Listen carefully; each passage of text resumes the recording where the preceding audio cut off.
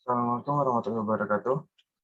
Saya Faga Zakaria Firdaus dari Administrasi Keuangan dan Perbankan Universitas Indonesia dari mata kuliah MIPB dengan NPM 206601996. Investasi. Dalam perekonomian, modal investasi akan membeli sesuatu yang tidak akan dipergunakan sekarang. Sesuatu yang dibeli dapat disimpan sebagai harta yang setelah melewati masa tertentu dan dapat mengalami perubahan nilai. Namun, investasi tidak selalu memperoleh keuntungan. Terdapat juga risiko kerugian dalam berinvestasi. Maka dalam hal itu, sangat penting untuk memahami investasi dan portofolio dalam manajemen. Paper ini akan membuat pembahasan beberapa emiten saham terkait investasi yang ada beberapa teknik analisa dan sumber yang digunakan. Saham yang terkait adalah dari saham BBCA, Telkomsel, dan Mega. Di mana tujuan investasi yakni memperoleh penghasilan atau meningkatkan investasi. Tujuan investasi yakni menghasilkan pendapatan positif atau menjaga atau meningkatkan nilainya. Tujuan berinvestasi yaitu memperoleh konsumsi yang di mana ya akan datang. Tujuan investasi yakni memperoleh keuntungan di masa datang. Pada penelitian ini, menganalisis terhadap saham BBCA, Telkom, dan Mega yang menggunakan teknik pendapatan analisis top-down yang dimulai dari analisis makro secara global, analisis secara wilayah, analisis perkembangan pasar saham global, dan pembahasan profil perusahaan yang dilakukan dan analisis fundamental dari masing-masing perusahaan tersebut, serta analisis dari teknikal dari saham tersebut. Yang pertama yaitu ada analisis makro. Pada akhir tahun 2019 hingga tahun 2020, dunia digambarkan dengan suatu pandemi virus corona atau disebut COVID-19 yang menyebabkan penurunan ekonomi maupun segala arah hingga terjadinya ketidakpastian global. Dalam kondisi pandemi COVID-19 memiliki dampak yang sangat luas terhadap dunia kesehatan maupun ekonomi global sepanjang tahun 2020. Lalu hingga tahun lalu ini, kinerja perekonomian global terindikasi mengalami pemulihan gradual seiring relaksasi pembatasan aktivitas. Selain juga didukung dengan kebijakan moneter dan fiskal akomodatif, kebijakan moneter dan fiskal akomodatif ini juga sangat mendukung perbaikan ekonomi untuk mengatasi dampak pandemi ini. Kinerja konsumsi barang surplus sejak Mei, meski secara umum masih di bawah level pra-COVID-19, setelah terkontraksi tajam pada April 2020 akibat containment measure, daya beli yang rendah, dan kepercayaan konsumen yang lemah. Di sisi produksi, bisnis dan pabrik juga telah kembali beraktivitas meski belum full kapasitasnya. Produksi di Tiongkok bahkan telah pulih, terutama sektor manufaktur untuk memenuhi permintaan eksternal. Kinerja produksi juga mengalami perbaikan gradual ditopang stimulus kebijakan dan reopening ekonomi. Pasca relaksasi, kegiatan bisnis mulai dibuka dan pabrik telah kembali beroperasi meski belum full capacity. Seperti yang terjadi di Amerika Serikat, kawasan Euro dan Jepang, bahkan di Tiongkok, kinerja industri telah berhasil pulih, terutama sektor manufaktur. Rata-rata produksi industri tumbuh meningkatkan mencapai 44% year on year pada TW2/20 dari level kontraktif pada TW1/20 untuk memenuhi permintaan global atas produk kesehatan dan penunjang work from home. Kondisi perekonomian di wilayah ASEAN. Aktivitas ASEAN 5 pada TW2/20 mengalami tekanan. Di antara ASEAN 5, pelemahan konsumsi tertajam terjadi di Filipina, yaitu penjualan kendaraan minus 80,3% year on year dari min 28,2% pada TW1/20. Pada Malaysia, Singapura, Thailand, dan Vietnam juga terkontraksi dengan level yang lebih moderat. Pengetatan pembatasan aktivitas telah menaikkan angka pengangguran, terutama pada sektor jasa pariwisata, sehingga memperlemah daya beli konsumen. Uncertainty yang masih tinggi menahan keyakinan konsumen untuk belanja. Lanjut ke perekonomian yang ada di Indonesia. Perekonomian dunia mengalami tekanan berat yang diakibatkan oleh virus tersebut. Perekonomian dunia pada negara seperti Indonesia dihadapkan dengan banyak masalah terkait pada aspek akibat dari COVID-19. Ekonomi di Indonesia pada tahun 2020 diperkirakan tumbuh negatif. Angka pengangguran dan kemiskinan meningkat berdasarkan perhitungan year on year.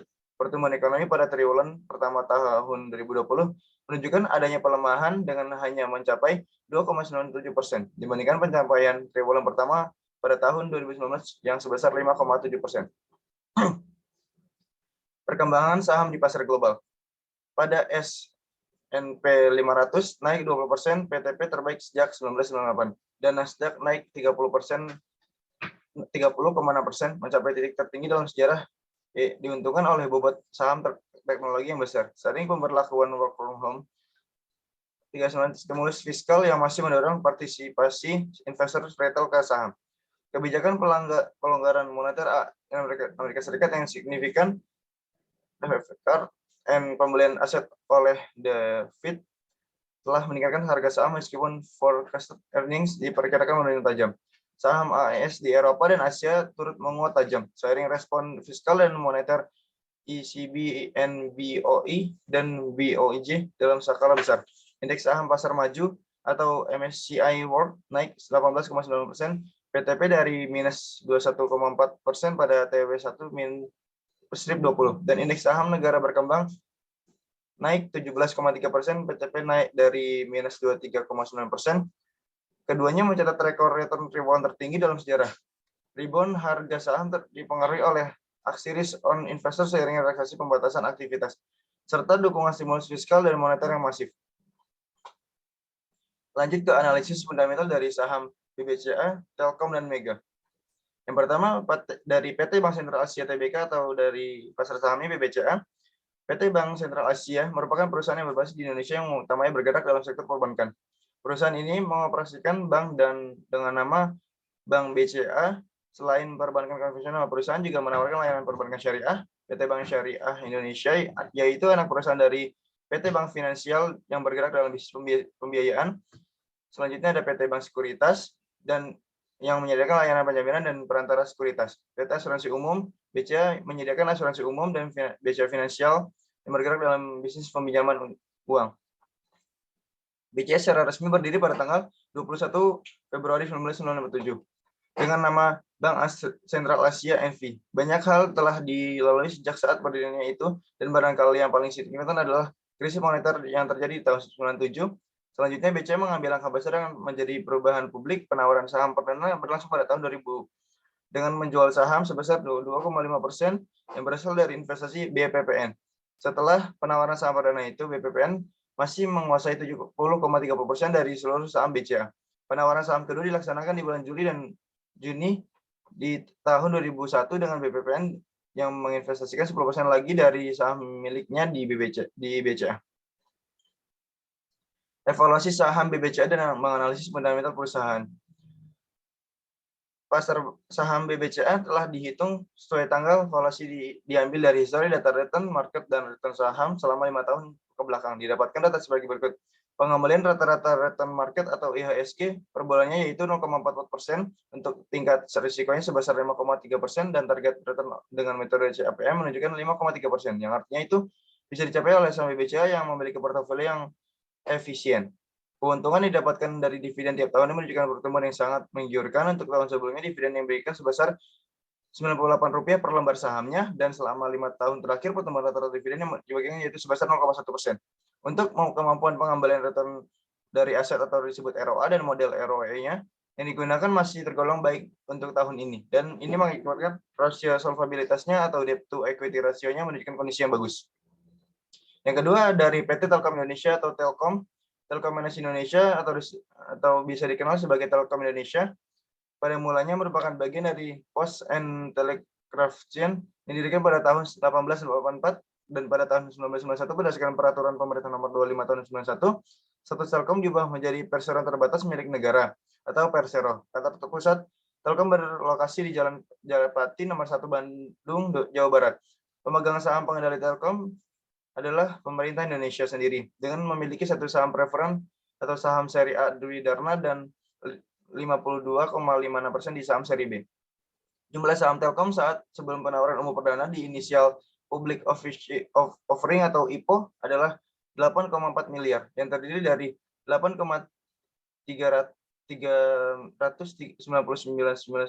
rupiah saham seri B dan satu saham seri A Dwi Warna yang seluruhnya dimiliki oleh pemerintah Republik Indonesia. Pada tanggal 14 November 1995, pemerintah menjual saham Telkom yang terdiri dari 333.000 rupiah saham baru seri B dan 233.334.000 rupiah saham seri B milik pemerintah kepada masyarakat melalui IPO di Pasar Bursa Efek Indonesia. Dahulu Pasar Bursa Efek Indonesia dan Pasar Bursa Efek Surabaya. Penawaran dan pencapaian di Bursa Efek New York dan Bursa Efek London atas 700 juta saham seri B milik pemerintah dan dalam bentuk American Depository Shares atau disebut EDS terdapat 35 juta rupiah. Dan masing-masing EDS mewakili 20 saham seri B pada saat itu. Analisa pada saham Telkom dan analisis fundamental perusahaan Telkom. Untuk pergerakan harga saham Telkom telah dihitung sesuai tanggal valuasi diambil dari histori data return market dan return saham selama 5 tahun ke belakang. Didapatkan data tersebut, pengembalian rata-rata return market atau IHSG per bulannya yaitu 0,44% dan untuk tingkat risikonya sebesar 5,3%. Dan target return dengan metode CAPM menunjukkan 5,32% yaitu saham Telkom yang memiliki portofolio efisien. Keuntungan didapatkan dari dividen tiap tahunnya menunjukkan pertumbuhan yang sangat menggiurkan. Untuk tahun sebelumnya, dividen yang diberikan sebesar Rp154,07 per lembar sahamnya dan selama 5 tahun terakhir, pertumbuhan rata-rata dividen yang diberikan yaitu sebesar 0,1%. Untuk kemampuan pengembalian return on asetnya dan model ROE-nya digunakan tergolong baik dan untuk tahun ini. Dan hal ini mengakibatkan rasio solvabilitasnya atau debt to equity-nya terbilang baik. Yang ketiga ada PT Bank Mega atau dengan kode sahamnya Mega. PT Bank Mega didirikan pada 15 April 1969 dengan nama PT Bank Karman dan mulai beroperasi secara komersial pada tahun 1969. Kantor pusat Bank Mega berlokasi di Menara Bank Mega di Jalan Kapten Tendian 12-14A, Jakarta 12-1790, Indonesia. Bank Mega memiliki 53 kantor cabang dan 289 kantor cabang pembantu dan 7 kantor kas. Pemegang saham yang memiliki 5% atau lebih saham Bank Mega adalah PT Bank Mega Corpora atau induk usahanya dengan kepemilikan sebesar 57,87%. Induk usaha terakhir Bank Mega adalah dari CT Corporation, yaitu dahulu Para Group. Saham CT Corporation dimiliki 100% oleh Khairul Tanjung dan keluarga. Pada tanggal 15 Maret 2000, Mega memperoleh pernyataan efektif dari Bapepam LK untuk melakukan penawaran umum perdana saham Mega di IPO kepada masyarakat sebesar Rp112.500.000 dengan nilai nominal Rp500 per saham. Dengan harga penawaran Rp1.200 per sahamnya, saham tersebut dicetakkan pada Bursa Efek Indonesia atau BEI pada tanggal 17 April tahun 2000. Valuasi saham Mega dan analisis fundamental perusahaan.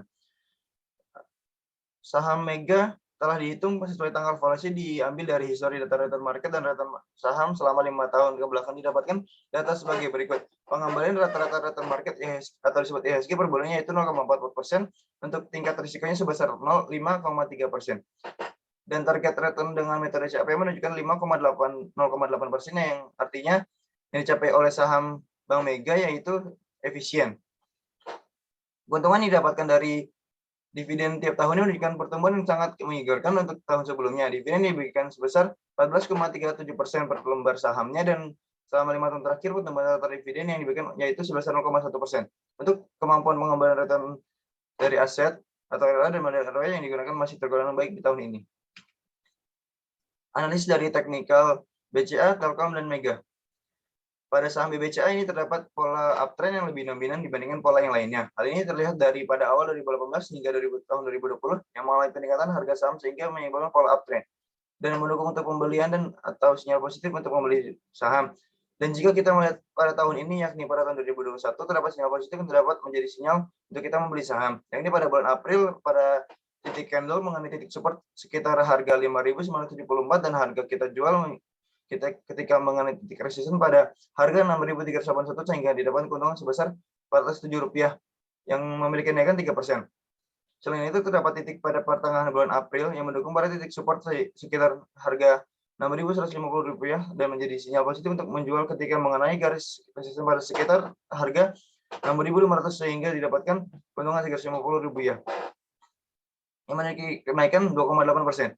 Terdapat titik terakhir dari pola uptrend yang dapat menjadi sinyal positif untuk membeli, yakni pada kisaran harga Rp6.256 dan dapat menjualnya ketika harga Rp6.623, sehingga didapatkan keuntungan sebesar Rp367 yang memiliki kenaikan 2,9%. Dan diprediksi bahwa saham pada sektor finansial akan mengalami peningkatan, sehingga ini dapat menjadi sinyal positif untuk kita membeli saham dengan jangka panjang. Yang kedua ada dari PT Saham Telkom. yang memiliki grafik sangat fluktuatif. Perubahannya dikarenakan ini pada pola pergerakan saham Telkom yang dalam hal ini bersifat uptrend dan downtrend, di mana jika kita melihat sinyal positif untuk membeli saham Telkom, maka kita lihat pergerakan pola saham yang bersifat uptrend dapat ditemukan pada bulan Juli tahun 2021 dengan harga saham Rp3.000, Rp3.002, dan jika kita ingin menjualnya pada sekitar Rp3.200 didapatkan keuntungan sebesar Rp198. Jika kita melihat titik garis resistennya, maka kita akan menjual saham tersebut di harga Rp351 didapatkan keuntungan sebesar Rp849. Yang ketiga dari saham Mega. Pada bulan Februari tahun 2021 hingga tahun 2021 hingga Maret 2021 terlihat polanya uptrend sebagai contoh pada titik candle yang bersentuhan pada garis support, sehingga hal ini dapat menjadi sinyal positif untuk kita membeli saham pada harga Rp8.230. Di titik pertama di grafik tersebut di harga Rp953,9 didapatkan keuntungannya Rp1.309, dan terdapat juga titik garis support yang di harga Rp872. Terlihat titik candle yang mengenai garis resisten sehingga menjadi tanda menjual di harga Rp13.055. Dari kesimpulan yang didapatkan di hasil penelitian yang sudah kita analisa tersebut, dinyatakan dari ketiga saham tersebut memiliki keuntungan keuangan yang bagus, baik dari laporan pencatatannya maupun profitnya yang baik. Jika kita ingin berinvestasi pada ketiga saham tersebut, termasuk pada saham jenis yang tercatat secara efisien. Sekian, terima kasih. Berikut analisa dari saya. Mohon maaf jika ada kesalahan dari saya. Terima kasih.